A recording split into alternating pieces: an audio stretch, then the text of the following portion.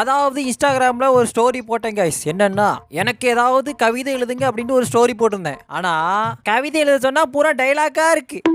Okay, இதெல்லாம் dialogue okay, என்னை பத்தி டைலாக் எழுதிருக்கீங்க, எனக்கு பிடிச்சிருக்கு ஓகே. ஆனா கவிதைக்கும் டைலாக்கும் சம்பந்தமே இல்லாம ஒருத்தர் போட்டிருக்காரு பாருங்க, ஒரு கவிதைன்னு ஒண்ணு பேர்ல. அதை மட்டும் பாருங்க என்னன்னு. அதான் இந்த வீடியோல ஹைலைட். இதோ பாருங்க. இது என்னது? இது யார் பண்ண வேலை? எதுக்காக இந்த வேலை பண்ணீங்க?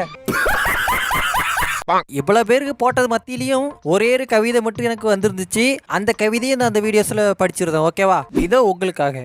துன்பம் நேரும் சமயத்தில் அதை கண்டு சிரிக்க பழகுங்கள், அதுவே துன்பத்தை வெட்டும் வாளாகிவிடும்.